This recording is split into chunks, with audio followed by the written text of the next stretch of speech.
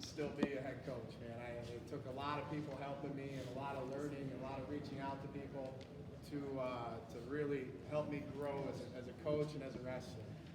So as I go through some of this strength training stuff today, this stuff has changed, multiple times since I took over at Trine, right? What we did year 1 is completely different now. This is my year 7, all right? I think the system's gotten a lot better, a lot's changed, and that's good. One of my favorite quotes that I've heard is, the best coaches make the best thieves, and I think that's so true. Like, if you want to be a good coach, start stealing stuff from everybody. Everybody you meet is going to be good at 1 or 2 things. Try and steal that, make it your own, and just keep adding it to your system. All right, so first thing I want to talk about with you guys are your goals. All right, you guys should be setting goals for everything you do. Coach Anderson just talked about it. They do a lot of goal setting stuff. As a coach, you should be setting goals, whether it's, you want to talk about like performance-based or even in the weight room, right? So my goals are pretty simple here. Firstly, injury prevention. So everything we do with our programming, our strength training stuff, is to make sure we're building strong, healthy athletes that aren't getting hurt, right? If the guys are getting hurt, if they're just not strong, shoulders are constantly getting messed up, knees are constantly getting messed up, we gotta do something about that, because if they're hurt, they're not going to be winning matches. Our second one is force development. We want our guys to be forceful, obviously moving through positions, being able to really control holds, move holds, things like that. Lastly, our third goal for our strength program is just the elevated strength ceiling. Simply put here, when they walk on campus and when they walk off campus, they should get a heck of a lot stronger. Right? Those are all 3 of those are really basic goals, but I just want to keep it simple for my guys. They kind of understand what we're trying to do if they know what our goals are. I did give you guys a handout. If you guys have a pen, I want you guys to kind of play with this stuff a little bit. So take this 1 second real quick and write down a goal that you think that you guys want to implement in your strength program. I left you a little area there. All right.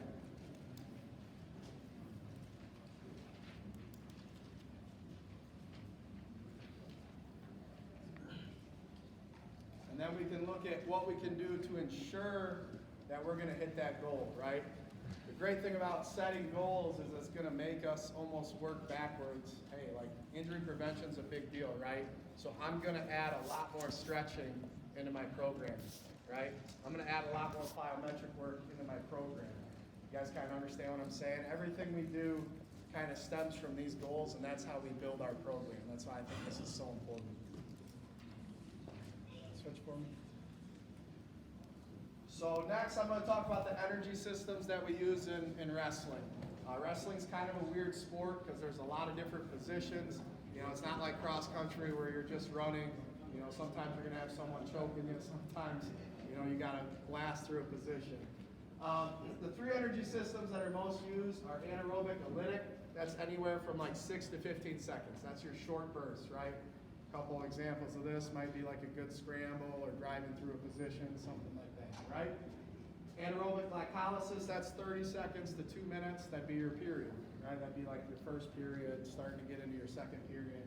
And then anything over 2 minutes is going to be your oxidative state, right? That's your full match, your 6-minute, 7-minute match, okay? We'll kind of talk more about these next. I just want, you guys to kind of understand, hey, there's 3 different systems that we want to train.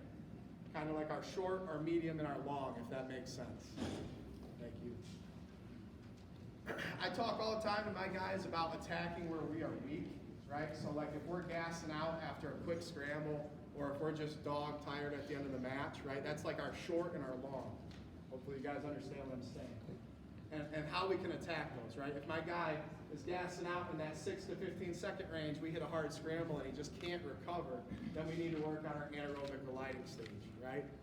And what we can do there is we can do big strength movements. We can do EMOMs, which are every minute on the minute, really good workout. They're kind of like rounds. We do that a lot. So like for example, we'll do like a heavy Zercher squat or a heavy deadlift on a trap bar, and we'll go 7 minutes, every minute on the minute. So they might only do 2 reps at 90% of their max, but they've got the rest of that minute to recover. So it might be only 10 seconds of work, right? We're training that stage, and then they get another 30, 40, 50 seconds to recover, and we do rounds of that. That really has shown to improve that first energy system. Secondly here is kind of like that middle energy system, right? The glycolysis stage, that's that 30-second to 2-minute work. If your guy gets done with that first period and he is gassed, right? We got to make sure that we're attacking this one, all right? So here we do a little bit more reps, 10 to 20 reps, all right? We do a lot of circuit work here. I'm sure a lot of you coaches like to do circuit work with your athletes, right? This is really good stuff. We always try and do like compound lifts. So like we're doing the front of the body, then we're gonna hit the back of the body with that superset. That makes sense.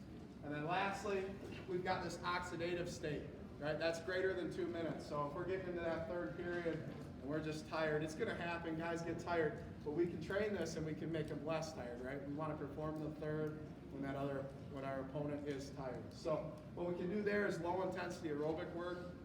We do a lot of this, right? This is an easy jog. This is on the bike. We spend a lot of time on a treadmill, just at an incline. We're only going 2 or 3 miles per hour, but we'll stay on that treadmill for 20, 30 minutes, just working at an elevated heart rate. Still low enough to where they can talk, but hard enough to where that heart's beating, and we're working on that steady state cardio, okay? The next thing that I like talking about are the strength qualities, okay? Now, strength qualities, like everything that we do, we're pretty spoiled.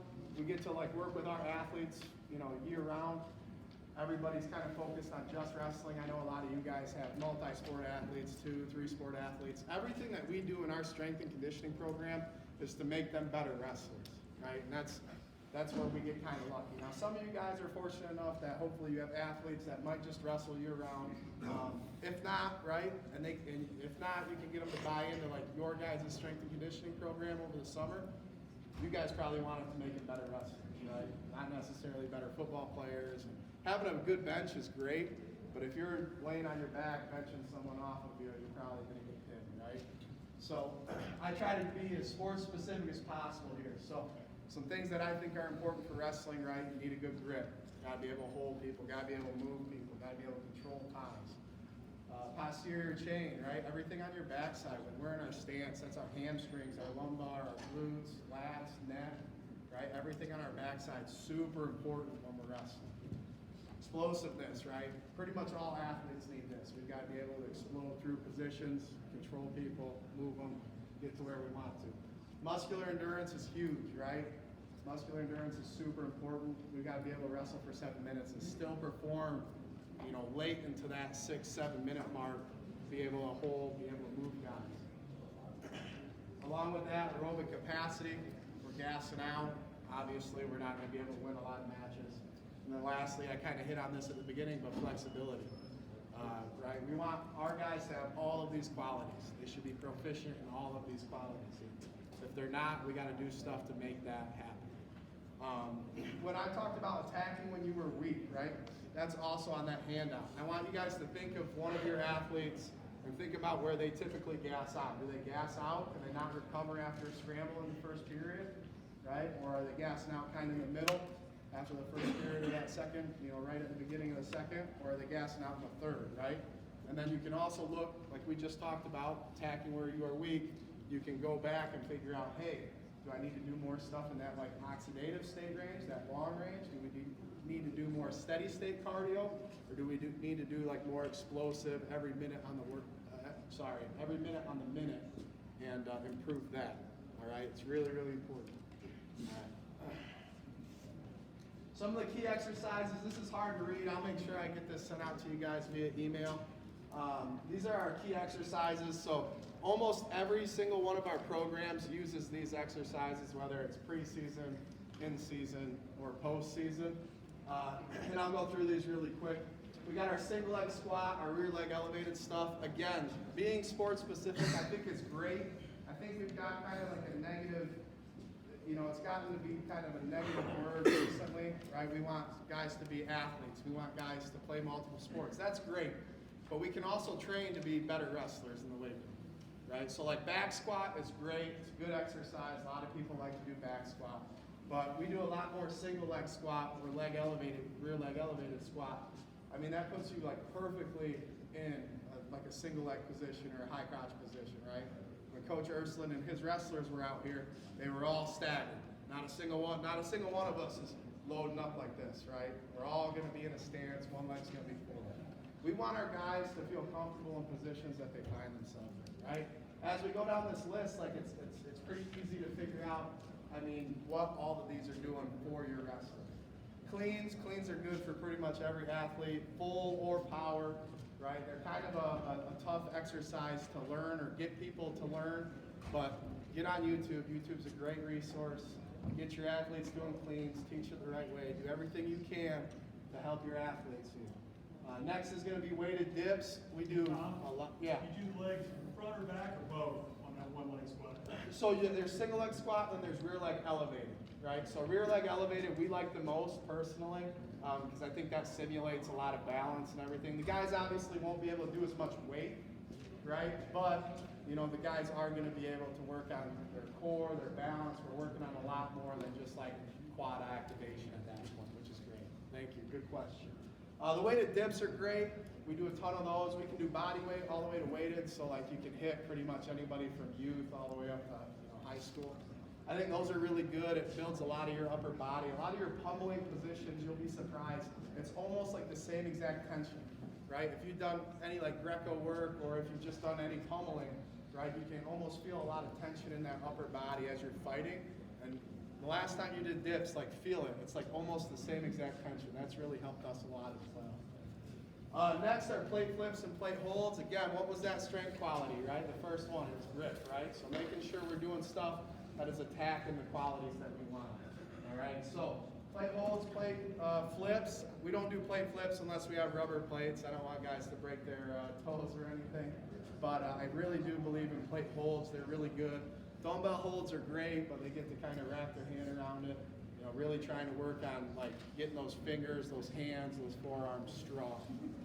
Lastly, rope climbs, pull-ups, chin-ups, all that good stuff, right? Again, this is a really great position that you'll find yourself in a lot, right? When I'm in on a single leg, my head's up, right, and I'm pulling in, that's all lat, right? You guys feel those lats? So that's exactly what we want to be looking for. We're doing chin-ups, pull-ups, getting good lat activation, pulling in, right? So really the biggest thing is just trying to play with what you guys are doing and making sure that your athletes are getting better at wrestling in the weight room at the same time, right? So this is our like most recent example. I'm going to show you guys another example next, but this is like our year-long lifting program. You guys will see on here I left room for you guys to make your thing or make one for you. Really, I wanted to give you guys some tools here that you can kind of create your own program. Some of you guys might only get your athletes for a couple months in season. Some of you guys might get to work with your athletes year-round. You know, I don't really know. Everybody's going to be different in high school. But that's kind of the beauty of it, is you get to play with it and create your own thing and figure out what you want to do, which I think is really cool. Like I said, we're pretty lucky. We get to go year-round here. So our peak is February, March, which is pretty on par with you guys, right? We want them to perform well at the state tournament. Right? We want our guys to perform well at the national tournament.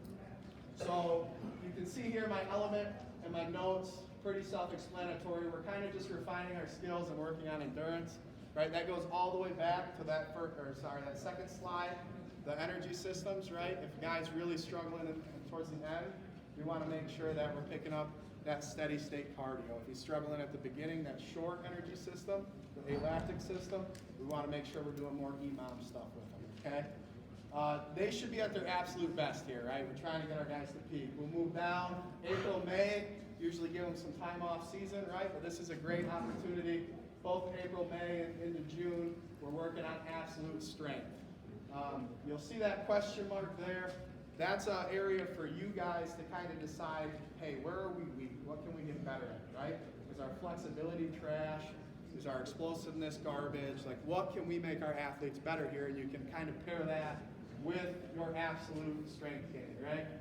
We get into July, August, absolute strength still, and working on reactiveness, trying to get the guys a little bit quicker, right? Doing some more plyometric work, right? Maybe doing some more circuits, getting guys ready to go. We get into September, October now, still working that reactiveness. We get into light endurance. Guys get on campus. We start trying to get their weight down slowly, doing it the right way. getting guys to really buy into getting on like the steady state cardio, things like that, right? We get into October here, we start season, November, December, we're kind of hitting a little bit of everything. You guys know as well as I do, like once you're getting that high volume on the mat, sometimes it's really hard to get kids to still buy into the weight room. If you're lucky, you can do that. But it's still, anything that we can attack, right, is going to help us. So if we're struggling really bad in that middle energy system, start adding some more like circuit work, right? Guy's struggling, he's just getting super tired at the end of matches. He keeps dropping matches in the third. Get him on a bike, get him on a treadmill, talk to him for 20 minutes while he's just going, right? It doesn't have to be a sprint, just putting in solid good work where his heart rate is elevated for that longer period of time, that 20 minutes. All right, and then phase 6 here, January, February, this is where we kind of make our money, right? This is where it's really important. This is our key phase. We're just trying to make every athlete feel good, right? So that's when we kind of stop looking at it as a team and start more looking at individuals as far as strength and conditioning. We want everybody feeling good. So if one guy's struggling here, we're going to help him out. If another guy's struggling on something else, we're going to really key on him and try and help him out as well.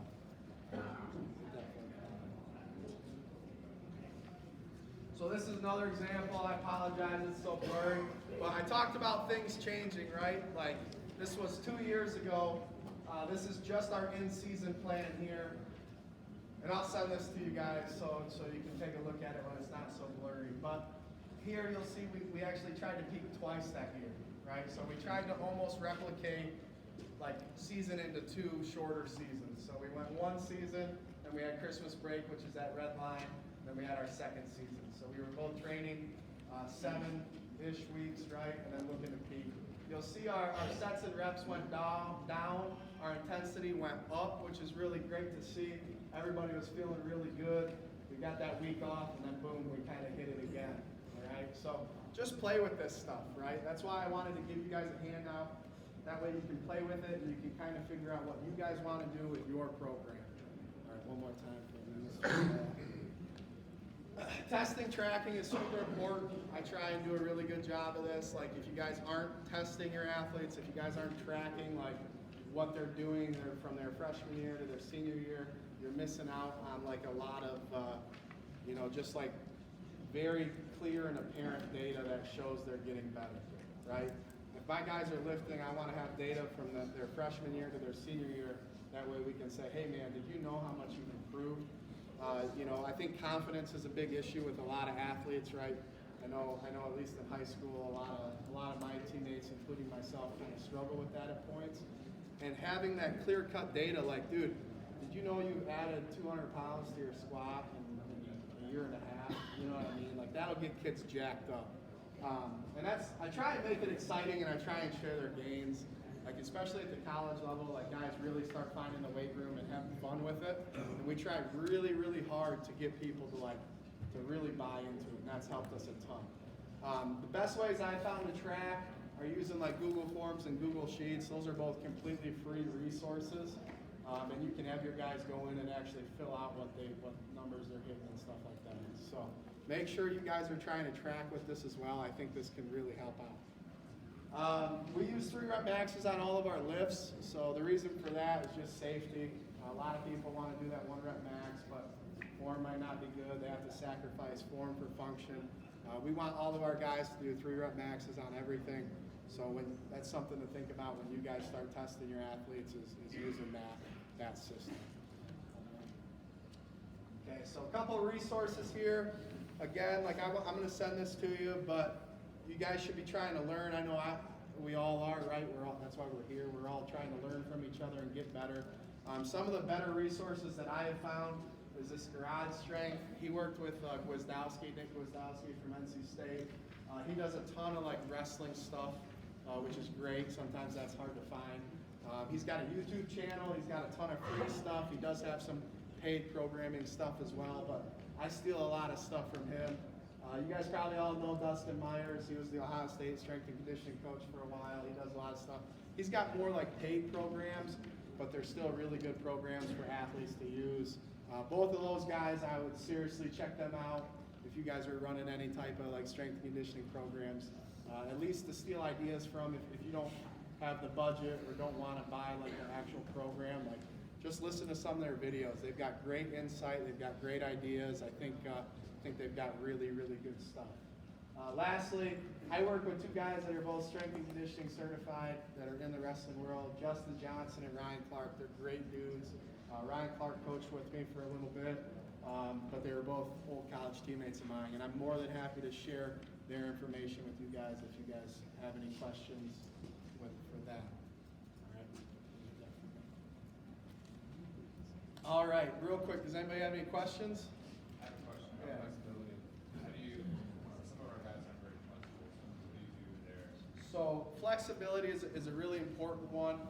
Just like anything, the more consistent that you guys can do it, the better it's going to be. You know, it's crazy to me, like we stretch after every practice and people are always like, whoa, we don't ever stretch in high school. It's just funny, like being consistent is going to be your number one thing. Number two, the thing that's helped us a lot is we do P&F stretching. So like we'll actually hold a guy in a position. We've been doing a lot of this because we've been doing some heavy sprints. But we'll hold, like, for example, we're going to stretch his hamstring. We're going to hold his hamstring for a good 10, 20 seconds. And then the bottom guy will actually push back into you for 10 seconds. And you're just trying to hold it static. And then he releases and we'll go a little bit further for another 10 to 20 seconds. If you guys Google P&F stretching, it's like really good. Helps like that muscle fiber and that fascia really begin to loosen up, which is great. It's a really good question. Yep. Anybody else?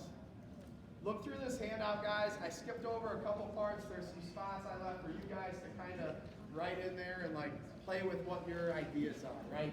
You know, Coach Welch here might think completely different than me on a lot of this stuff, right? And that's completely fine. You know, as long as he thinks what he's doing for his kids is best, like go after it. You know, be safe, be smart, but like this is kind of your opportunity to be like a mad scientist a little bit. Play with numbers and stuff. There's no necessarily right or wrong way. Play with it, figure it out, see what works best for your program. During the season, how often are you lifting? You lifted how many days a week? Yeah, so during the season, we hit like the weight room, so we kind of split it up a little bit. So during the season, we're hitting the weight room right now 2 days a week, but then we're also doing 2 fatigue lifts after practice, right? So I want my guys to lift without like with a big barrier for practice. So we'll lift in the morning and we'll have practice at night. And then the other 2 days a week, we do like a fatigue lift, which is right after practice. And that's usually kind of like our circuit lift, right? So really I'm trying to train in those 3 energy systems, right? We want to make sure that we're doing some pretty heavy, pretty intense work with a good amount of recovery, right? So we can train like that I call it like the scramble energy system. It's that 6 to 15 second one, right? And then you've got that middle energy system where it's like 10 to 20 reps or some circuit training stuff, right? And then we've got our last one, which is where the guys are just getting in like elevated, like heart elevated, like cardio for a good 20 to 30 minutes. But they can still talk. So like our sprint work isn't the same as that, if that makes sense. But like a light 20-minute jog, you know, that will help that third energy system. Really, that's what I'm trying to do. I'm trying to get our guys to wrestle well and be in shape for 7 minutes and be strong for 7 minutes and perform their best in each energy system, if that makes sense. Yeah, Jeremy.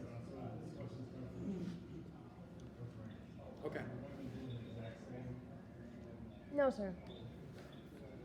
I No. don't know if you want more details, but the short answer is no. Not yet. I think one of our girls is going to start jumping in with us as well. I'm not Yeah. sure about the whole year. But I'm going to have her come up here in a second, and then you can rip some questions at her too. Anybody else? All good? You want to hit the next slide, please?